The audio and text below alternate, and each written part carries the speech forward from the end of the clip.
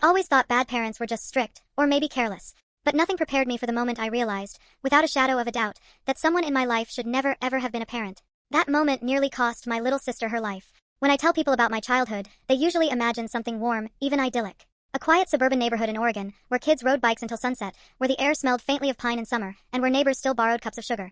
On the surface, my family looked like it fit right in. 2 kids, divorced parents who co-parented, and a mother who, at least in public, pretended she was the fun one, the kind who cracked jokes at parent-teacher night and showed up to soccer games with neon posters. But behind that glossy, picture-perfect exterior was a truth I didn't understand until much later. Sometimes appearances are *P***NS. My name is Daniel. I was 16 when my father and mother finalized their divorce.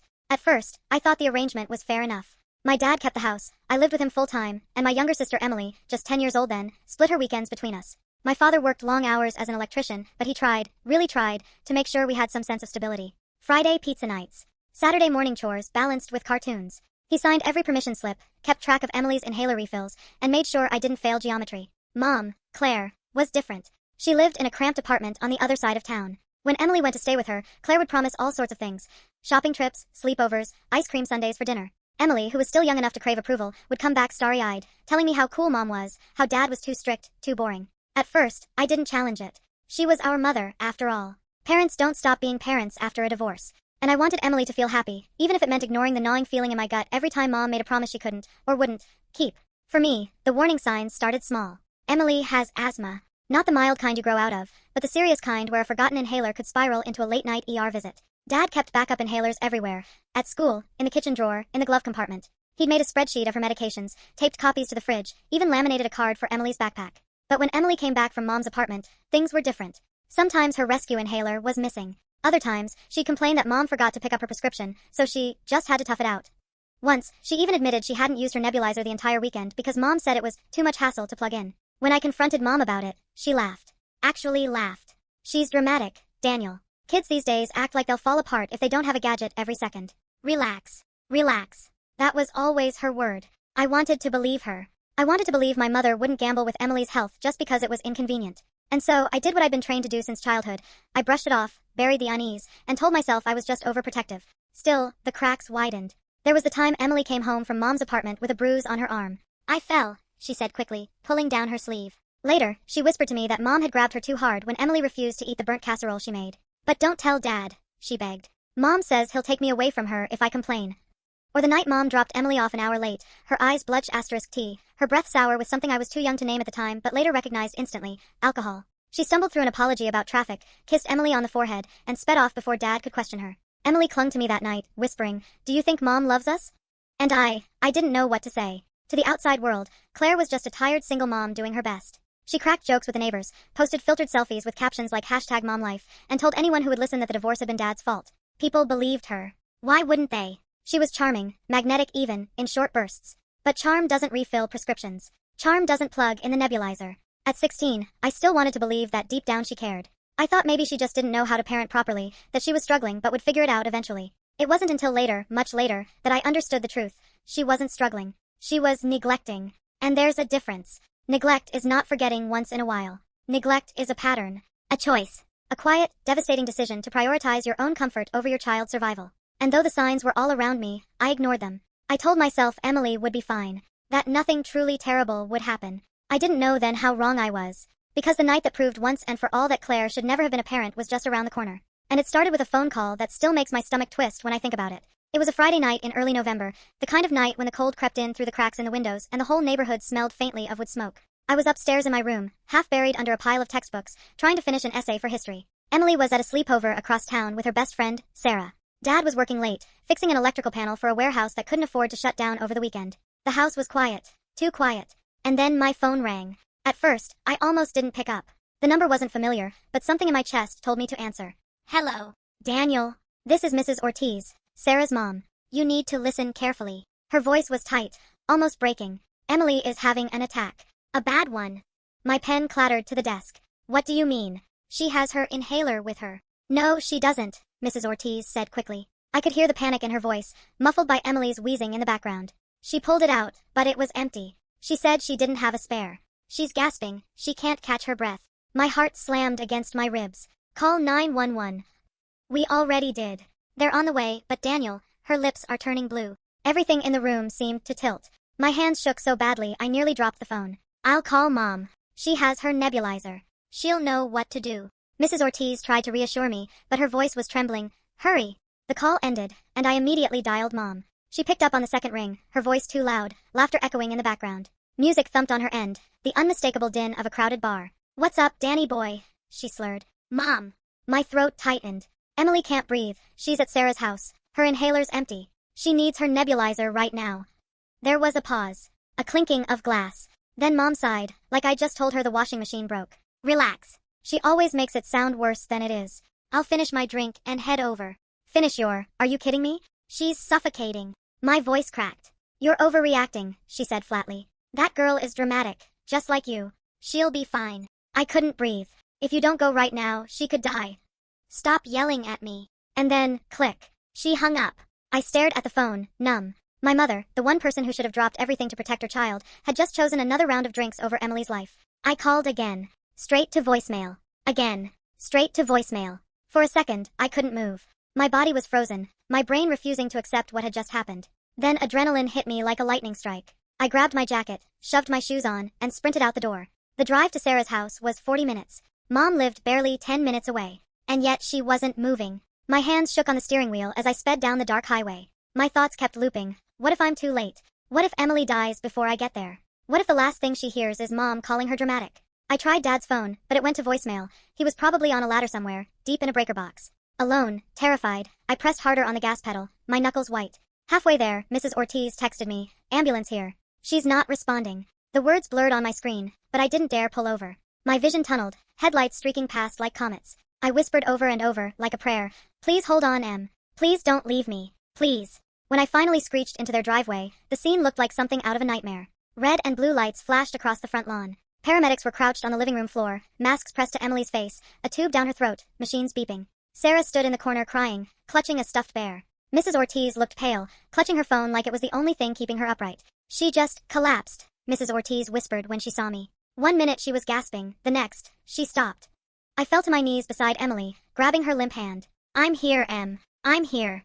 Her skin was clammy, her tiny chest rising and falling only because of the oxygen being forced into her lungs. The paramedic glanced at me, urgency in his tone. "We need her nebulizer medication now. Do you have it?" My stomach dropped. "No. My mom, she has it. She was supposed to. Call her." "I did. She won't come." The look the paramedic gave me is one I'll never forget. A mix of disbelief, pity, and anger. But he didn't waste time arguing. "Load her up.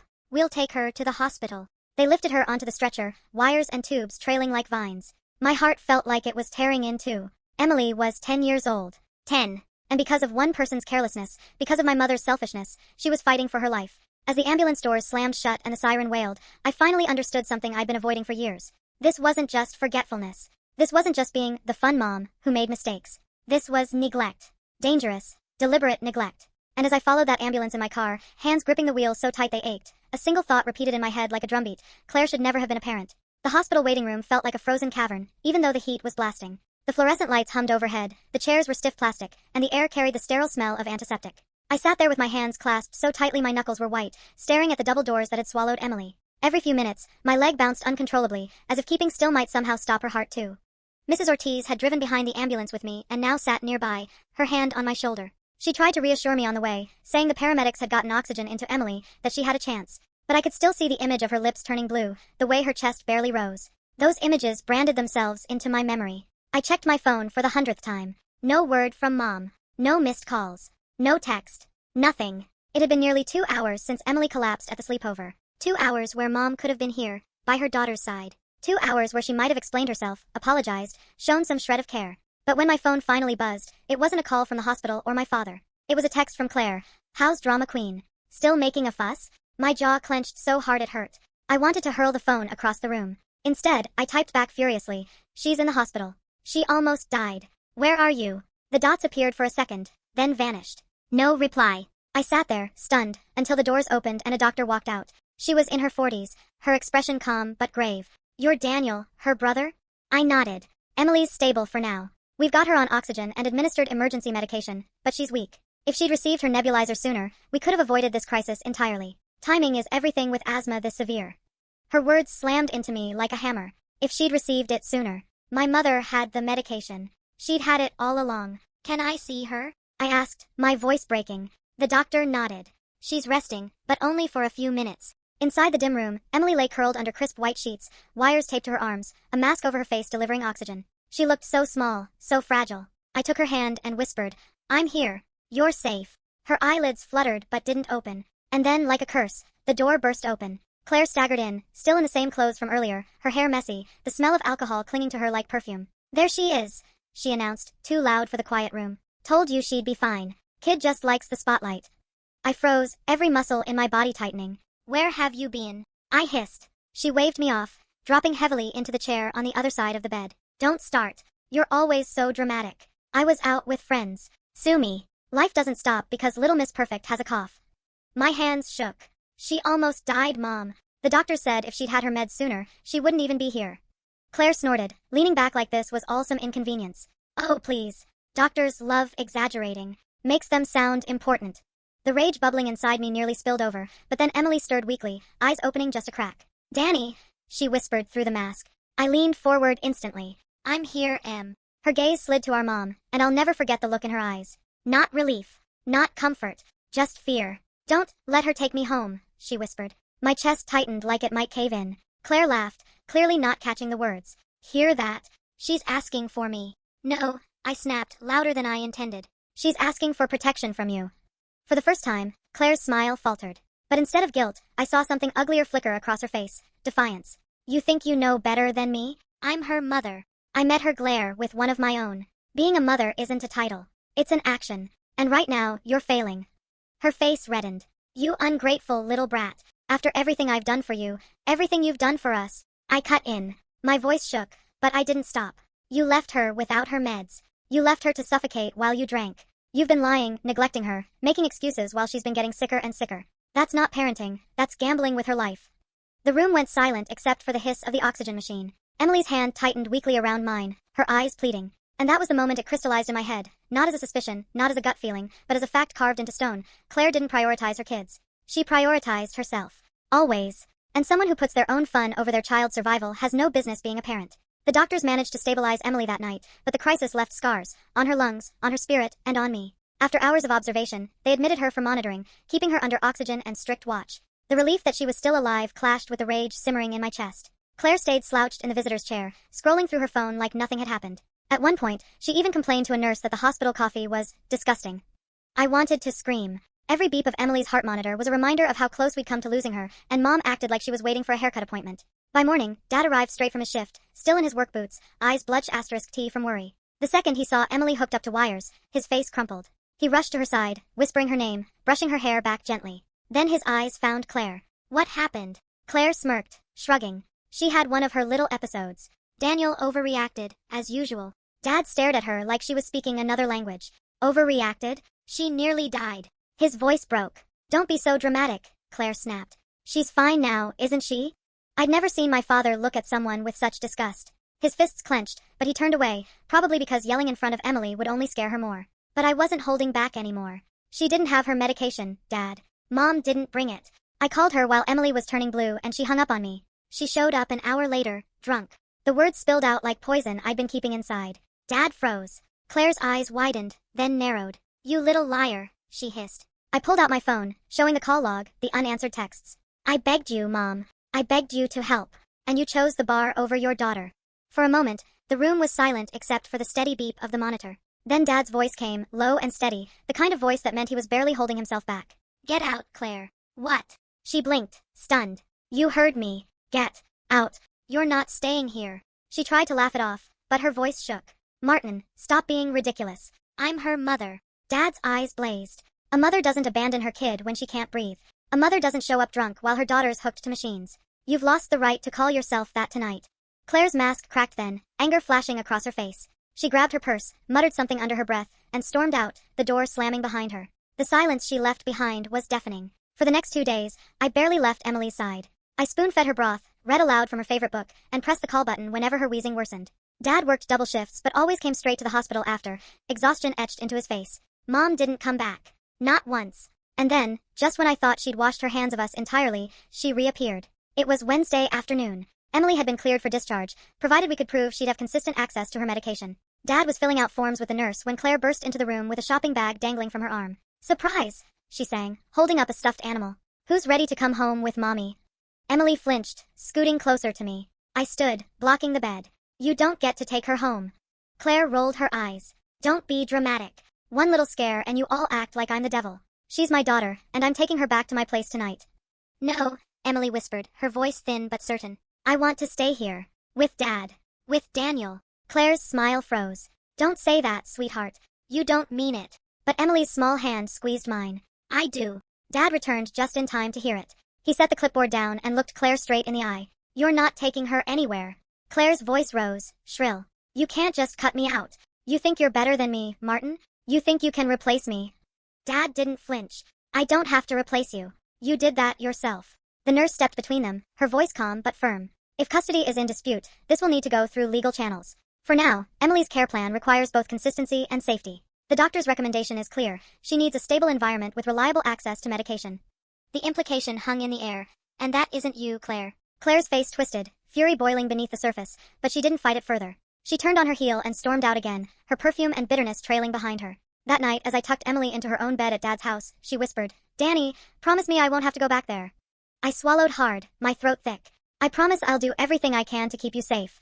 In that moment, I realized this wasn't just about convincing Mom to do better. She wasn't going to. She'd shown us her priorities, loud and clear. Now it was about building a case, documenting, protecting, racing the clock before she got another chance to put Emily's life at risk. And I knew the next time, we might not be so lucky. In the days following Emily's discharge, the house became a fortress of sorts.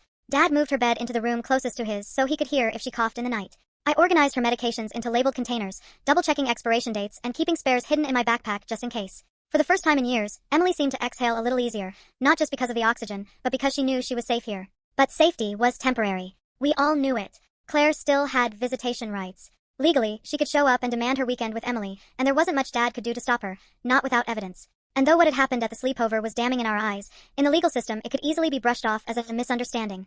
Judges had heard stories of bitter divorces before. They often assumed kids exaggerated, or one parent poisoned the child against the other. That thought haunted me. Because what Emily had whispered in the hospital, "Don't let her take me home," wasn't an exaggeration. It was a plea. And if the court didn't believe us, Emily would be right back in Claire's hands, vulnerable again. I started keeping records.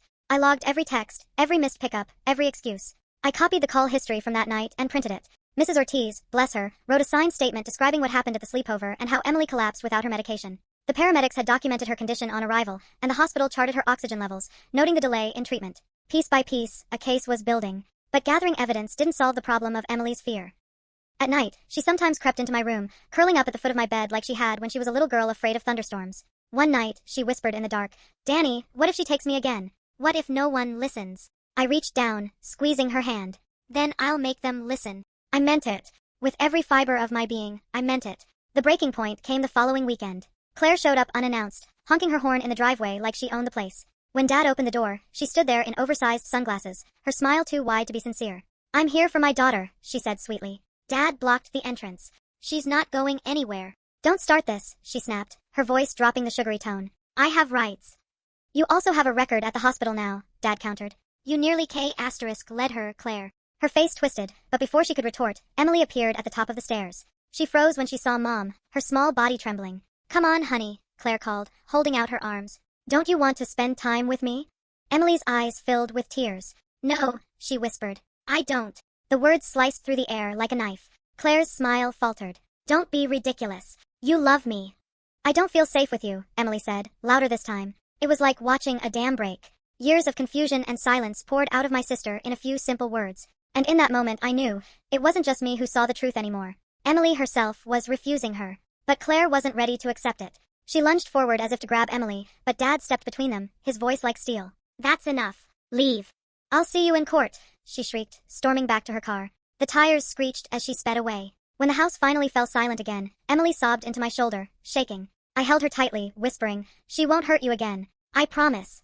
That night, after Emily finally fell asleep, I sat in the living room with Dad. The only light came from the lamp in the corner, casting long shadows across his tired face. He rubbed his temples, looking older than I'd ever seen him. "We can't let this go on," I said quietly. "I know," he admitted. "But custody battles, they're brutal. Expensive." "Then I'll help," I said, my voice steady. "I'll testify. I'll tell them everything. And Emily will too, if she has to. We can't keep waiting for the next emergency. Next time. My voice cracked. Next time, she might not survive. Dad nodded slowly, his jaw tight. Then this is it. We fight.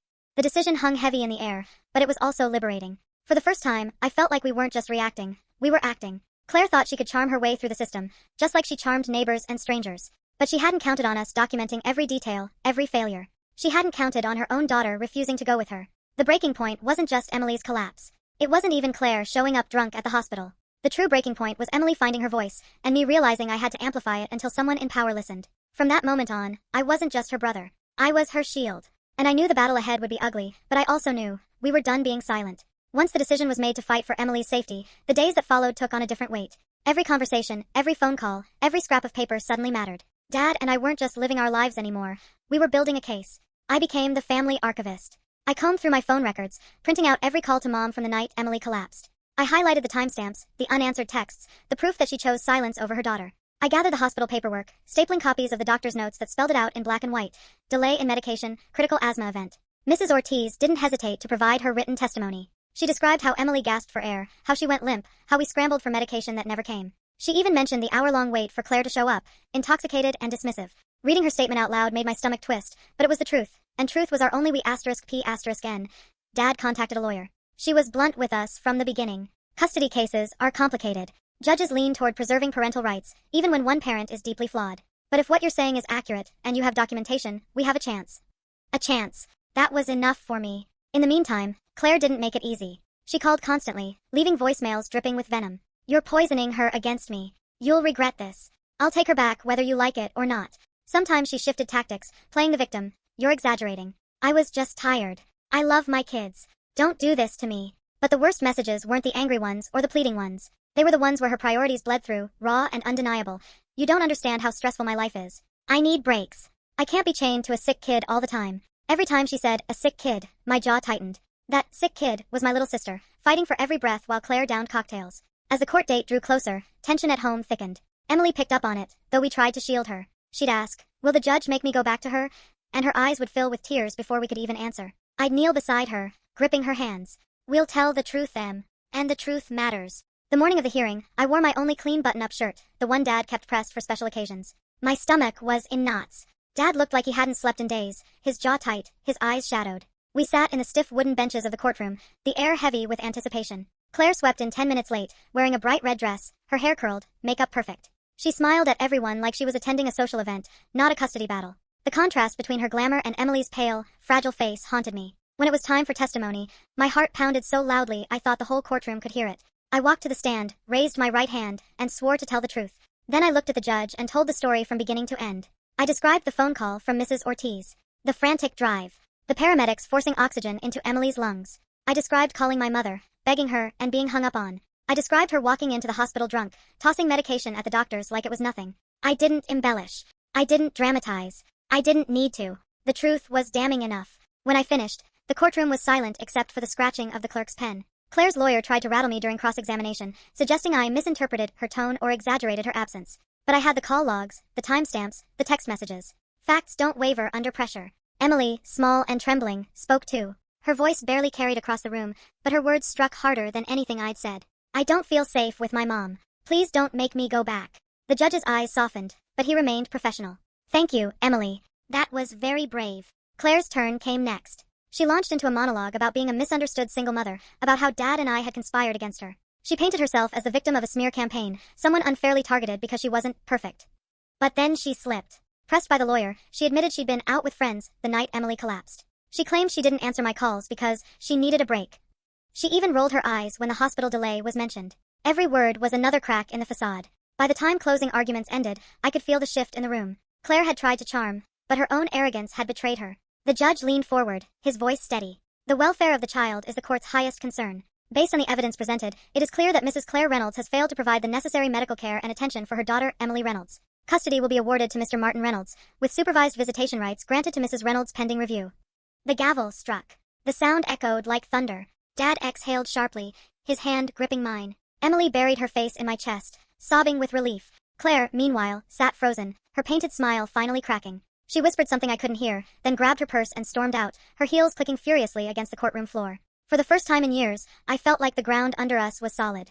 It wasn't the end of the battle. Supervised visitation still loomed, and Claire wasn't likely to give up easily. But it was the first time the system had chosen Emily's life over Claire's lies. And that changed everything. The day the judge gave custody to Dad felt like stepping out of a storm cellar after the tornado had passed. Everything was still standing, but nothing looked quite the same. Emily clung to Dad's hand as we walked out of the courthouse, her small body shaking with a mixture of exhaustion and relief. For the first time, she wasn't being pulled between two parents, she was being protected by one. That night, when we returned home, the house felt different. Lighter. Safer. Emily crawled into her own bed without asking me to keep the light on, without whispering her usual fear. Don't let Mom take me. She still had shadows under her eyes, and the bruises from IVs hadn't faded, but there was a softness in her breathing I hadn't heard in years. I sat on the floor beside her bed long after she fell asleep, just listening to the rhythm of her breaths. It was steady. Strong. Alive. And for the first time since the night of that frantic phone call, I let myself believe she was going to be okay. But the aftermath wasn't just relief. It was complicated. Claire didn't disappear from our lives entirely. The court had allowed her supervised visitation.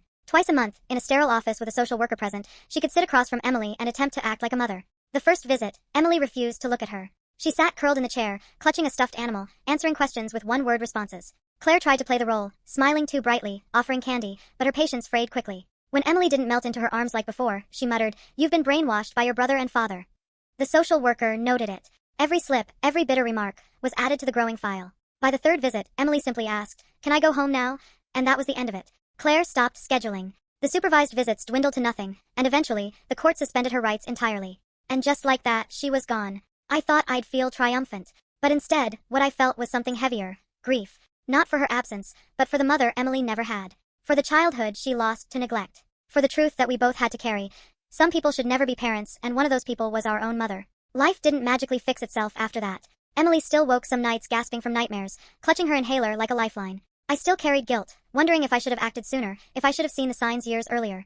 Dad worked himself to the bone to cover legal fees and medical bills. But slowly, we built something real. Emily returned to school with a fresh start. Her teachers noticed the change almost immediately. Her attendance improved, her grades steadied, and she even joined art club. Dad and I cheered at her school recital like she was headlining Madison Square Garden. Every small milestone felt monumental because it wasn't just about growth, it was about survival. For me, the aftermath became a lesson I carried everywhere. When people ask why I don't talk to my mother anymore, I don't give them the sanitized answer. I tell them the truth. That I watched her choose alcohol over her daughter's oxygen. That I heard her hang up while Emily suffocated. That I saw my sister beg not to go home with her. And then I say the words that still sting, even after all this time. I realized my mother shouldn't have been a parent. It doesn't silence the room. It detonates it. People shift uncomfortably, unsure how to respond. Some murmur sympathy, others change the subject, but every so often, someone nods with quiet recognition, like they know exactly what I mean. Because the truth is, there are more Emilys out there. More kids caught between appearances and reality. More children paying the price for adults who mistake parenthood for possession instead of responsibility. Emily is older now, and she sometimes asks me, "Do you think she ever loved us?" I don't have an easy answer. Maybe she did, in her own warped way. But love without action is useless. Love without sacrifice is hollow. And when the moment came to prove her love, she chose herself. That's what I tell Emily. She should have loved you enough to fight for you. But she didn't. And that's not your fault. The scars remain, but so does the strength. Emily is resilient in ways I can barely comprehend. She laughs louder now. She paints her nails in wild colors. She breathes freely. And as for me, I carry forward one mission, to be the kind of protector she deserved all along. To make sure she never doubts, not for a single second, that she has someone in her corner. The tragedy is that we had to learn the hard way. But the gift, the only one that matters, is that Emily survived. And surviving meant breaking free.